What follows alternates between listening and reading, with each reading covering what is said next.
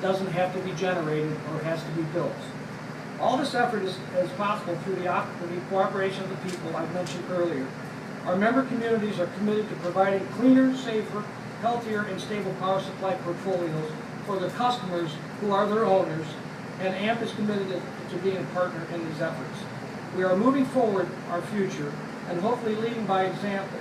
This isn't just another groundbreaking for AMP's hydro projects, it's another giant step forward. I'd now like to ask John Beiser, City Manager of Napoleon and Chair of the AMP Board of Trustees, to give the board's perspective on this project.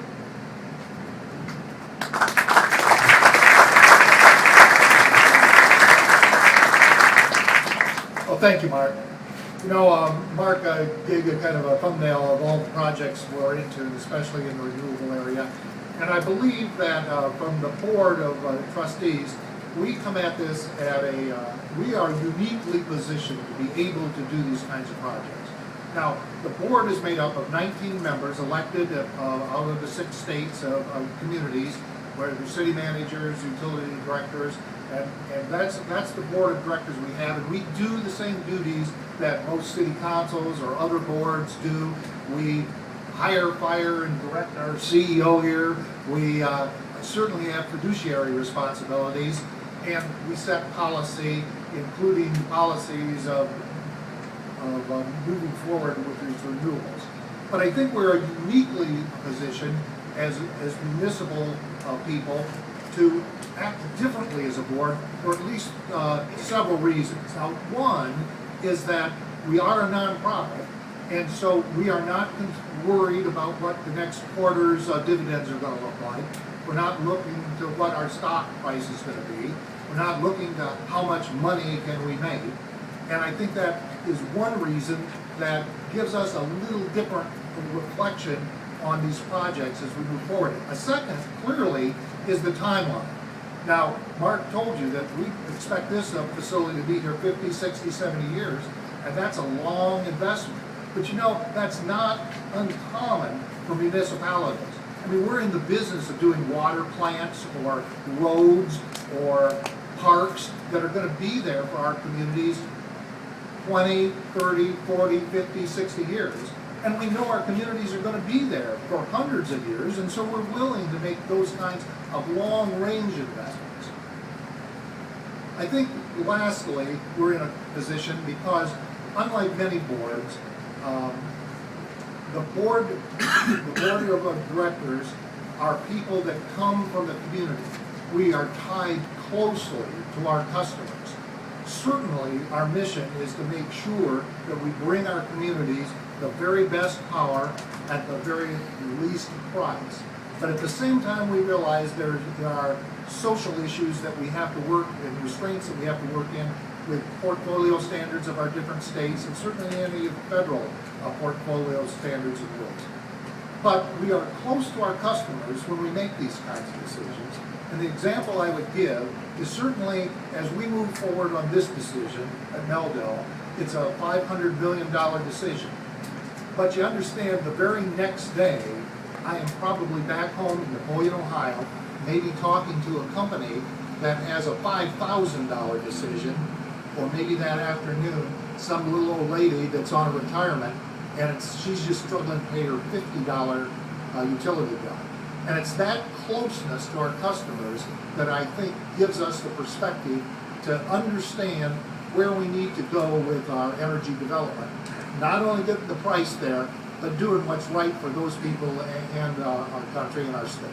So with that perspective, I thank you very much for listening to me for a second or two, and I'll turn it back to Mark. Thank you, John.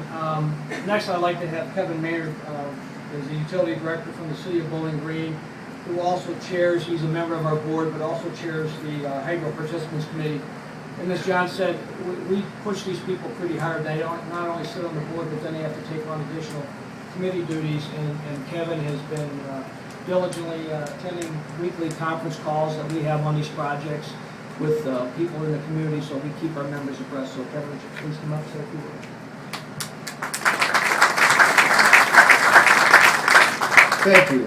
I'm honored to speak today on behalf of the American Municipal Power Hydro Projects committee, and participants. And I'd like to first of all thank the City of Hamilton for pursuing this project and also allowing the other participants to participate in this project, as well as the Green Up facility just up the river.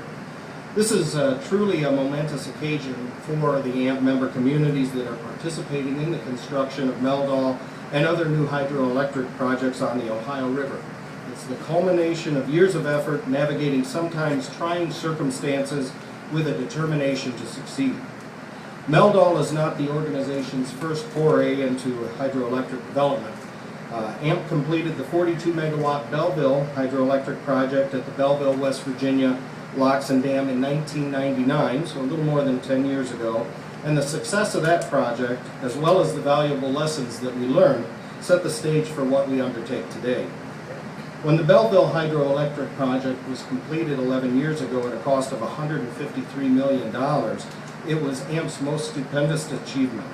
Just a few short years ago, few of us could have conceived that we would soon be embarking on approximately $2 billion worth of new hydroelectric development. How far we've come in such a short time. Few of us further anticipated the volatility and rapid escalation in the wholesale power supply market that created serious financial hardships for the residents, businesses, and institutions of our respective communities. The level of debate that climate change now generates, or the heightened interest in renewable sources of electricity and energy independence in this country. Meldahl and the other AMP hydroelectric projects are an excellent response to all of these issues, providing a long-term source of reliable, affordable, emission-free, sustainable energy using proven technology. It would be extremely difficult, if not impossible, for any of the individual 48 participating communities located in Ohio, Virginia, Michigan, and Kentucky to attempt to develop the Meldahl hydroelectric project alone. Working together has not only made it possible, but also allowed each of the participants to determine what share of the project output best suits their power supply needs and budgets. By jointly coordinating the construction and operation of multiple hydroelectric facilities, we expect to achieve economies of scale and efficiencies that could not be accomplished individually, further benefiting those we serve. Most importantly, Meldahl and the other hydroelectric facilities demonstrate the continuing commitment of AMP and its member communities to doing the right thing. I've learned that doing the right thing is rarely the easiest or cheapest way in the short term. However, in the long run, all things considered, doing the right thing often becomes the least expensive option. With zero emissions, no fuel costs, and reliable proven technology in the hands of an experienced organization, the AMP hydroelectric projects are the right thing to do. We need look no further than our own Belleville hydroelectric project for evidence to support this notion. In the 1990s, when we completed the Belleville hydro project, it would have been much easier and less costly to purchase power on the wholesale market than to construct that hydroelectric project. Belleville presented many unanticipated challenges during its construction, each of which was overcome, providing invaluable experience that will be put to good use in the development of Meldahl and the other new hydroelectric facilities. And although the power supplied by the Belleville hydroelectric project was significantly more expensive than many alternatives when it was completed in 1999, today it is a competitively priced power supply resource that will become an even greater value over time, particularly if carbon limits are imposed in the future. Like those who plant trees knowing that they will never be able to rest in their shade, each of us here today can take justifiable pride in the fact that we're making the world a better place by developing an environmentally friendly resource that will likely be producing clean, renewable energy long after each of us are gone. Thank you.